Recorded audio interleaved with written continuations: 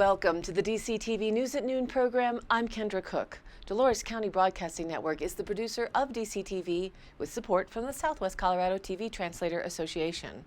If you have a news topic or event that you would like to see covered, give us a call. The studio number is 970-677-4119. Today's show runs Tuesday at noon and is uploaded to our YouTube channel and our DCTV News at Noon Facebook page, so you can watch it on demand at any time. Today is December 17th, 2019, and now the News at Noon. Reported in the Journal, Jim Imiaga photo. Rescue crews responded to two crashes on Monday that occurred on icy roads in Montezuma County. At 9:20 a.m., a two-vehicle crash in icy conditions caused an injury on Colorado Highway 145 at milepost 39 east of Stoner, according to Colorado State Patrol Trooper Josh Lewis. The 69-year-old woman driving a Nissan sedan was taken to Southwest Memorial Hospital. The other driver, a 32-year-old woman driving a truck, was uninjured, according to the initial report, and both vehicles were towed. No other information was available because the crash remains under investigation. Dolores Volunteer Fire and Rescue, the State Patrol, and Southwest Memorial Hospital responded to that incident. Around 1 p.m., a man driving westbound on County Road G lost control on a curve and crashed into a ditch. The truck rolled onto its side and the driver was uninjured. He was issued a citation for careless driving, said Trooper James Proctor of the Colorado State Patrol.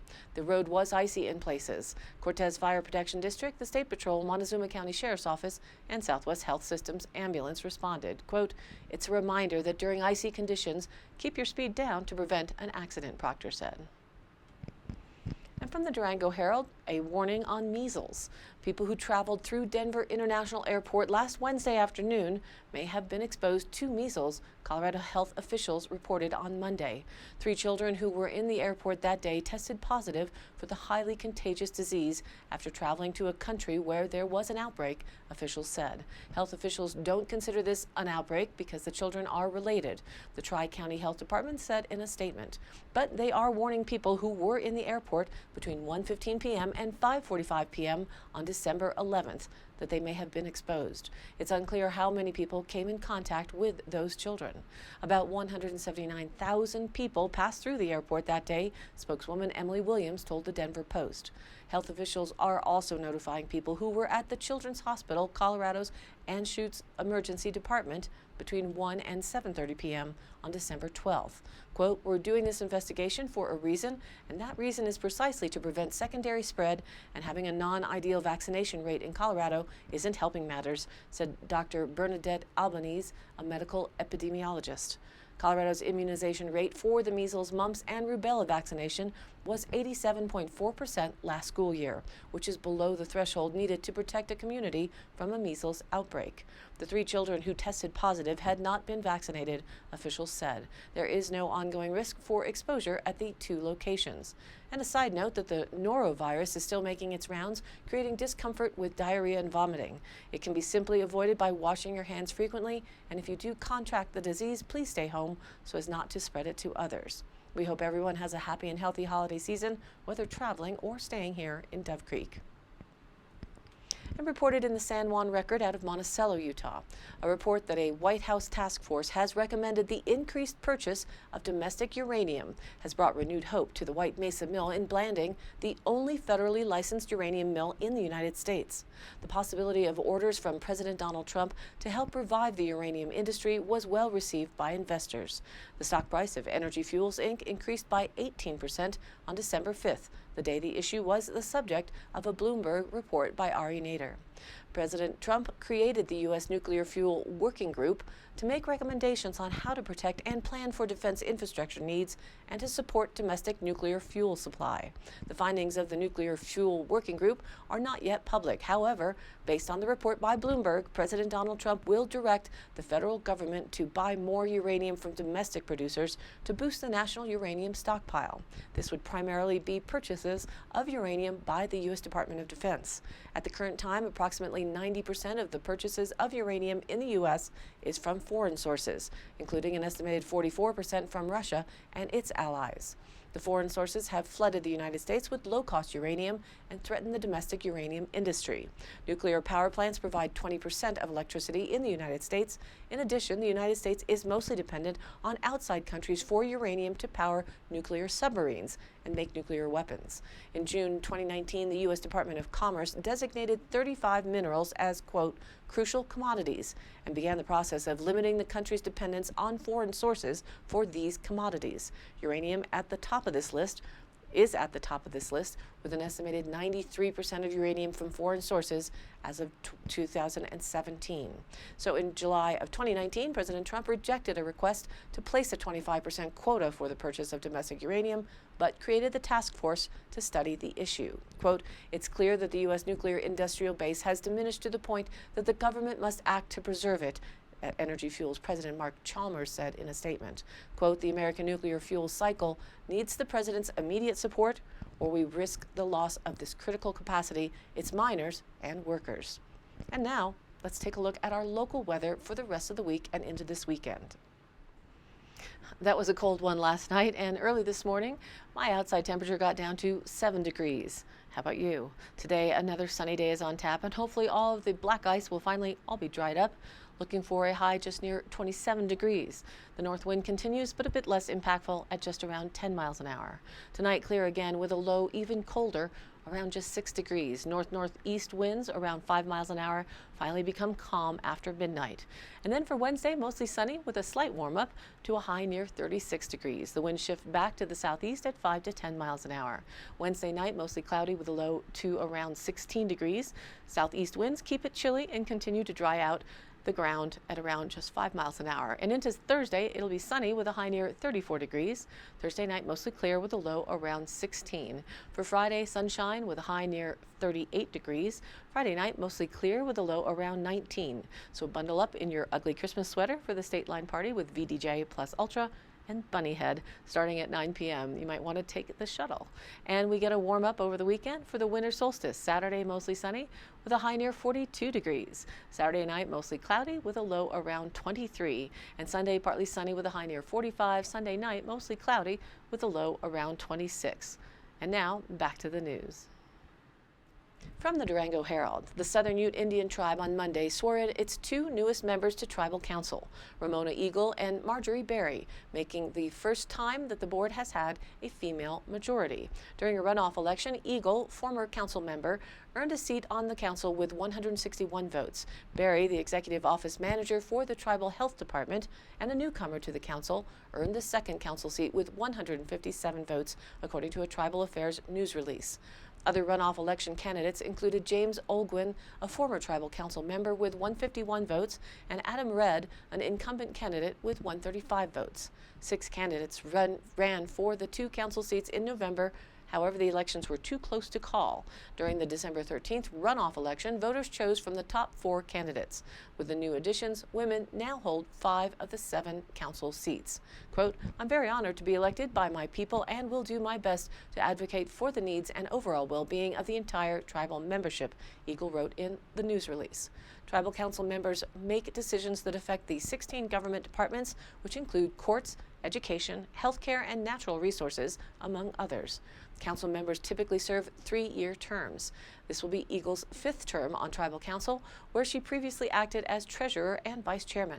Eagle has worked in various departments throughout the tribal organization before retiring. She served as the executive officer under Chairman Clement Frost for 3 years. Eagle holds a bachelor's degree in human resources from the University of Colorado at Colorado Springs. During Eagle's campaign, she focused on unity within the tribe, managing assets to benefit the tribe now and into the future, and balancing economic, cultural, and traditional priorities. She also advocated for home loans for tribal members living outside of the reservation and Ute language education. Quote, education has always been a passion of mine, and I want to ensure the tribal membership receive the best education, whether it be at the Southern Ute Indian Montessori Academy or through other programs at the Education Department, she wrote. Berry worked for the Southern Ute Indian Tribe and the U.S. Bureau of Indian Affairs for more than 3 decades. She has also held positions on tribal committees like the Gaming Commission and the Higher Education Scholarship Program Committee. Berry attended Fort Lewis College, where she majored in American Indian Studies. Berry focused her campaign on prioritizing Ute language education, opposing the decreasing Bureau of Land Management Services, updating the tribe's financial plan, and addressing shortfalls in the tribal credit program. Quote, "I'd like to thank the Southern Ute people for allowing me the opportunity to take part in our government to become a tribal representative," Berry wrote in her news release. Reported in the Durango Herald with a file photo. Hesper Ski Area announced its plans to open for the season this Friday. Laura Haydet, a spokeswoman for the resort, said trails will open for skiers and tubers from 4 to 9 p.m. for night skiing. The lodge, snack bar, rental shop, and ski school will be open as well. Haydet said that Hesper's ski area, about 35 miles east of Cortez, has a base of 22 inches. All 26 trails are expected to be open this Friday. Daily operations from December 22nd through January 5th will be 10 a.m. to 9 p.m. for the holidays. Haydet said additional lights were installed this summer to enhance night skiing on the mountain. Also new this year, the tubing hill was moved from the west-wide side of the property to the east side on Marmot Hill. The ski area will offer new groomed tubing lanes and a new rental fleet upgraded from the 2019-20 season. Haydet said regular lift hours are from 4 to 9 p.m. Mondays, Thursdays, and Fridays, 10 a.m. to 9 p.m. on Saturdays, and 10 a.m. to 5 p.m. on Sundays. Officials say that Hesper Ski Area is scheduled to be open through March 15th, conditions permitting. Last weekend's storm appears to have given ski resorts in southwest Colorado a boost of snow. Purgatory Resort reported that it received 7 inches of new snow in the past 24 hours, and the resort said 100 of its 105 trails are now open. The big winner from this weekend's snowstorm appears to be Wolf Creek Ski Area, which is reporting 45 inches of new snow in the past 72 hours. The ski area, with a base elevation of 10,300 feet, has received 144 inches of snow so far this season. And today's High Canyon Country happenings. December 18th in Dove Creek at 4:30 p.m., The Rock is offering free turkey distribution to any Dolores County resident. You must provide proof of residency. It's on a first-come, first-served drive-through basis at The Rock Outreach Building, which is 128 East Highway 491. And it comes with a side of your choice of free coats, blankets, and used toys as well. Just one per household. A big thank you to The Rock and all of their great sponsors: Air Products, Community Banks, Town of Dove Creek, Cortez Safeway, Carhartt Feed and Seed, Cortez Walmart, Dove Creek FFA, San Juan Hospital, and Empire Electric. And at the Sunflower Theater in Cortez on December 19th at 7 p.m., it's the Christmas Quilt. What does Christmas mean to you? Does it make you giggle and light up inside, or sad and wistful? Does it mean a tree and presents, or candles on the menorah, or singing songs with friends and family?